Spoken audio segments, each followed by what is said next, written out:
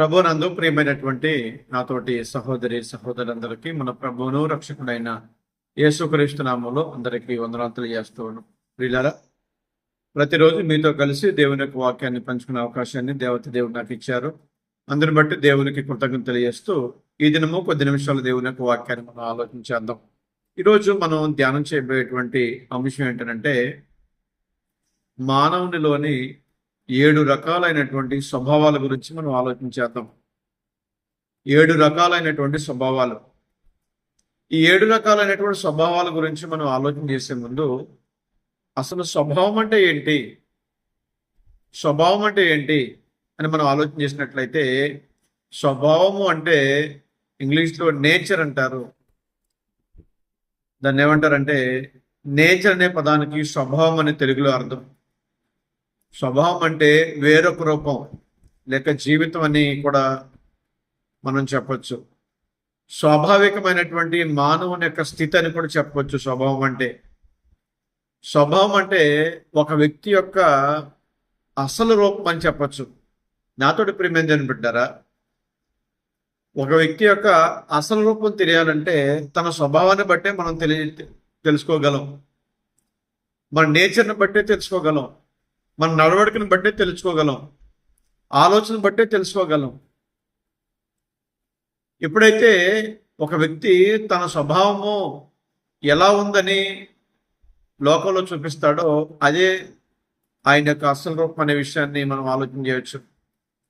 ఈ లోకంలో చాలామంది పైకి బాగానే ఉంటారు, అంతరంగంలో రకరకాలైనటువంటి స్వభావాలు ఆలోచన కలిగి ఉంటారు. పైకి చిరునవ్వు ఉంటుంది, అంతరంగంలో లెక్కలు చూసుకునేటువంటి వాళ్ళు చాలా మంది లేకపోలేదు.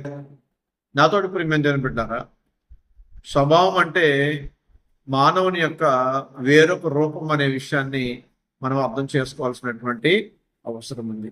ఈ సమయంలో మానవుల్లో ఉన్నటువంటి 7 రకాలైనటువంటి స్వభావాల గురించి మనం ఆలోచించేద్దాం. ఈ 7 రకాలైనటువంటి స్వభావాల గురించి దేవుడు గ్రంథంలో రాశారు. ఒకవేళ మీకు ఇంకేమైనా స్వభావాలు తెలుసుంటే వాటిని కూడా మీరు యాడ్ చేసుకోవచ్చు. బైబిల్లో చెప్పినటువంటి 7 రకాలైనటువంటి స్వభావాల గురించి మనం ఆలోచించేద్దాం. దాంట్లో మొట్టమొదటి మనం ఆలోచన చేసినట్లయితే మృదువైనటువంటి స్వభావం. మృదువైనటువంటి స్వభావం అంటే సాత్వికము, దయ, కనికరం కలిగినటువంటి స్వభావం. దేవుణ్ణి సేవించేటువంటి మనం, భక్తి పరులను చెప్పుకునేటువంటి మనం, యేసుక్రీస్తు ప్రభువారే మాకు మాదిరి అని చెప్పుకునేటువంటి మనం ఈ మృదువైనటువంటి స్వభావం కలిగి ఉన్నామా? సాత్వికం కలిగినటువంటి స్వభావం కలిగి ఉన్నామా? దయగలిగినటువంటి స్వభావం కలిగి ఉన్నామా? కనికరం కలిగినటువంటి స్వభావం కలిగి ఉన్నామా? ఇతరులను ప్రేమించే స్వభావం కలిగి ఉన్నామా? ఒకవేళ ఇతరులను ప్రేమించే స్వభావం లేకపోయినా, దయ చూపించే స్వభావం లేకపోయినా, కనికరం చూపించే స్వభావం లేకపోయినా నీ స్వభావము మృదువైనటువంటి స్వభావం కాదు. ద్వితీయోపదేశకాండము 28వ అధ్యాయం 54వ వచనంలో మృదువైనటువంటి స్వభావం అనేటువంటి మాట అక్కడ మనం చూస్తాం. కనుక దేవుడు నీ నుండి నా నుండి ఏమి ఆలోచన చేస్తున్నాడంటే ఎలాంటి స్వభావం కలిగిన వ్యక్తిగా మనం ఉండాలని దేవుడు కోరుతుందంటే మృదువైనటువంటి స్వభావం కలిగి ఉండాలి. ఇక రెండవదిగా మనం చూసినట్లయితే నమ్మకమైన స్వభావం. నమ్మకమైన స్వభావము అని అంటే విశ్వసనీయత కలిగిన స్వభావము. మీకు అర్థమయ్యేలాగా చెప్పాలంటే దేవుని మీద ఆధారపడే స్వభావం ఈ నమ్మకమైన స్వభావం. మీరు ఎవరి మీద ఆధారపడుతున్నారు? మీ ఉద్యోగం మీద మీరు ఆధారపడుతున్నారా? డబ్బు మీద ఆధారపడుతున్నారా? మీరు కొన్న వస్తువుల మీద ఆధారపడుతున్నారా? లేకపోతే లోక సంబంధమైనటువంటి ఘనతల మీద ఆధారపడుతున్నారా? దేని మీద ఆధారపడుతున్నారు? ఒకవేళ దేవుని మీద ఆధారపడకుండా ఈ భూమి మీద భౌతిక సంబంధమైన వాటి మీద కనుక మనం ఆధారపడితే దేవుడు అవి మన నుండి దూరం చేస్తాడు. దేనినైతే ఎక్కువగా ప్రేమిస్తామో దాన్ని మన నుండి దూరం చేస్తాడు దేవుడు. కనుక మనం ప్రేమించవలసింది, ఆధారపడవలసింది ఆయన మీదే. కనుక నమ్మకమైన స్వభావం అంటే విశ్వసనీయత స్వభావము, దేవుని మీద ఆధారపడే స్వభావం అని వాక్యం మనకు తెలియజేస్తూ ఉంది. సామెతల గ్రంథము 11వ అధ్యాయం 13వ వచనంలోను 14వ అధ్యాయం 5వ చూసినట్లయితే నమ్మకమైనటువంటి స్వభావాన్ని గురించి దేవుని వాక్యము మనకి స్పష్టంగా తెలియజేస్తూ ఉంది. నాతోటి ప్రియమైన బిడ్డారా, దేవుని పిల్లైనటువంటి మనము నమ్మకమైన స్వభావం కలిగిన వారుగా ఉండాలనేటువంటిది దేవుని యొక్క ఆలోచన అయి ఉంది. ఇక మూడవ స్వభావాన్ని మనం చూసినట్లయితే మంచి స్వభావము. మంచి స్వభావము. మంచి స్వభావం అంటే చెడ్డ స్వభావం కూడా ఉందండి. ఖచ్చితంగా చెడ్డ స్వభావం ఉంది. దేవుని పిల్లైనటువంటి మనము మంచి స్వభావం కలిగిన వారముగా ఉండాలి. సామెతల గ్రంథం 14వ అధ్యాయము 14వ వచనంలో ఈ వాక్యం మనకి తెలియజేస్తూ ఉంది. మంచి స్వభావం కలిగిన వారుగా ఉండాలి. మంచి స్వభావం కలిగిన వారుగా ఉండాలని అంటే దాన్ని ఏమంటారంటే, ఈ లోకంలో మంచిని మాత్రమే ఇష్టపడి, మంచిని మాత్రమే ప్రేమించి, మంచితోనే మాత్రమే సహవాసం చేసేటువంటి స్వభావము మంచి స్వభావము. ఇలాంటి స్వభావం కలిగిన వారుగా ఉండాలని దేవుని వాక్యం తెలియజేస్తోంది. మరి మీ స్వభావం ఎలాంటిది? మీ నేచర్ ఎలాంటిది? ఇప్పుడు కనిపించే మీ స్వరూపము, ఇప్పుడు కనిపించే మీ రూపం అసలైన రూపమేనా?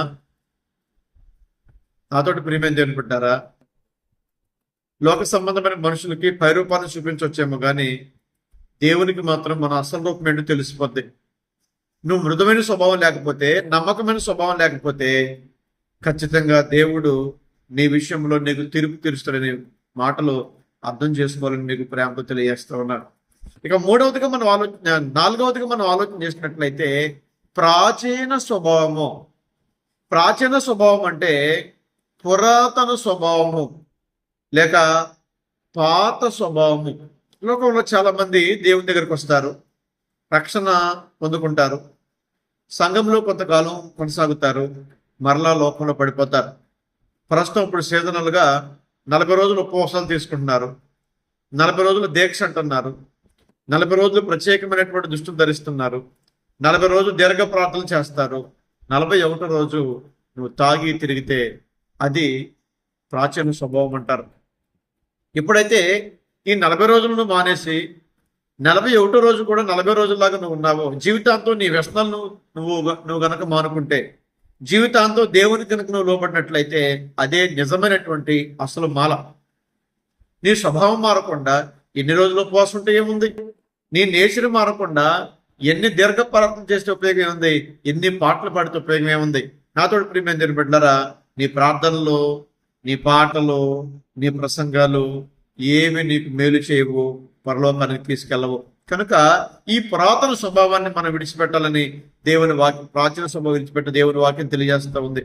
రోమాపత్రిక 8వ అధ్యాయం 6వ అధ్యాయము 6వ వచనం చూసినట్లయితే అక్కడ ఈ స్వభావాన్ని గురించి దేవుడు మనకు చెప్పినట్లుగా మనం చూస్తూ ఉన్నాం. కనుక 4వదిగా ప్రాచీన స్వభావము. 5వదిగా మనం చూసినట్లయితే మూర్ఖ స్వభావము. మూర్ఖ స్వభావం కూడా ఉందండి. మూర్ఖ స్వభావం అంటే ఏంటి తెలుసా? జ్ఞానము, వివేచన లేని దుష్ట హృదయము మూర్ఖ స్వభావం. ఇక మూర్ఖుడు ఎంత చెప్పినా తన బాణీలోనే ఉంటాడు తప్ప, తన ఆలోచనలోనే ఉంటాడు తప్ప, తన మాటే గొప్ప అనుకుంటాడు తప్ప, తన మాటే నెగ్గాలనుకుంటాడు తప్ప మంచి విషయాలను ప్రేమించడం కానీ, ఎవరైనా మంచి చెప్తే దాన్ని అర్థం చేసుకోవడం కానీ తనకు ఆలోచన ఉండదు. అలాంటి వారిని మూర్ఖులు అంటారు. మూర్ఖం అనేటువంటి స్వభావం అనే విషయాన్ని వాక్యం తెలియజేస్తుంది. సామెతల గ్రంథము 6వ అధ్యాయం 14వ వచనంలోను 12వ అధ్యాయం 1వ వచనంలో ఈ మాటలు మీరు చూస్తారు. కనుక దేవుని పిల్లైనటువంటి మనము మూర్ఖులుగా ఉండకూడదు. మూర్ఖులుగా ఉంటే దేవుని వాక్యాన్ని వినలేరు. మూర్ఖులుగా ఉంటే దేవుని వాక్యాన్ని ఒకవేళ విన్నా అర్థం చేసుకుని జీవించలేరు. మూర్ఖులకి మంచి నచ్చదు. మూర్ఖులకి మంచితో సాంగత్యం చేయలేరు. కనుక దేవుని పిల్లైనటువంటి మీరు మూర్ఖులుగా ఉండకూడదని దేవుని యొక్క ఆలోచన అయి ఉంది. ఇక 6వదిగా మనం ఆలోచన చేసినట్లయితే శరీర స్వభావము. శరీర స్వభావం అంటే భౌతిక సంబంధమైన జీవితం. నాతోటి ప్రియమైన దేవుని బిడ్డలారా, ఈ లోకంలో ఎక్కువ మంది, 190% మంది శరీరాన్ని ప్రేమించేవారే, భౌతిక జీవితాన్ని ప్రేమించేవారే, దేహాన్ని ప్రేమించేవారే. యేసుక్రీస్తు ప్రభువారి యొక్క బోధనలో ఆయన బలంగా చెప్పినటువంటి మాట ఏంటంటే, తన ప్రాణాన్ని రక్షించుకుని కోరువాడు దాన్ని పోగొట్టుకునేటువంటి మాట మనం చూస్తూ ఉంటాం. కనుక నువ్వు శరీరాన్ని ప్రేమించినట్లయితే ఆ శరీరం నీ నుండి దూరం అయిపోతుంది. కనుక శరీరాన్ని ప్రేమించడం మానేయండి. రోమాపత్రిక 8వ అధ్యాయం 9వ చూసినట్లయితే శరీర స్వభావాన్ని గురించి అక్కడ మనం చదువుకోవచ్చు.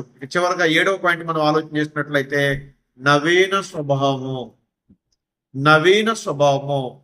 దేవునికి నీ నుండి కావాల్సింది, నా నుండి కావాల్సింది, తన ప్రజల నుండి దేవునికి కావాల్సింది నవీన స్వభావం కావాలి, నూతన స్వభావం కావాలి, రూపాంతరం పొందిన స్వభావం కావాలి, నీతి స్వభావం కావాలి, పవిత్రమైన స్వభావము. దీనినే నవీన స్వభావము. దేవుని దగ్గరికి వచ్చావు, రూపాంతరం పొందావా? ఈ లోకంలో ఉన్నట్టు వ్యసనానికి దూరం అయ్యావా? జారత్వానికి దూరం అయ్యావా? బూతులకు దూరం అయ్యావా? దేనికి దూరం అయ్యాం? దేనికి దూరం అవ్వట్లేదు. పైకి మాత్రం దేవుడు కావాలి అంటాం. అది ఎలాగండి? కనుక మానవుల్లోని ఈ 7 స్వభావాల్లో దేవునికి నచ్చేటువంటి మృదువైన స్వభావము, దేవునికి నచ్చేటువంటి నమ్మకమైన స్వభావము, దేవునికి నచ్చేటువంటి నవీన స్వభావం కలిగిన వారుగా, మంచి స్వభావం కలిగిన వారుగా ఉండాలని, ఉండి దేవుని యొక్క ఆశీర్వాదాలు మీరు మీ కుటుంబాలు పొందుకోవాలని మీకు ప్రేమతో తెలియజేస్తూ మీ అందరికీ వందనాలు తెలియజేస్తూ ఉన్నాం.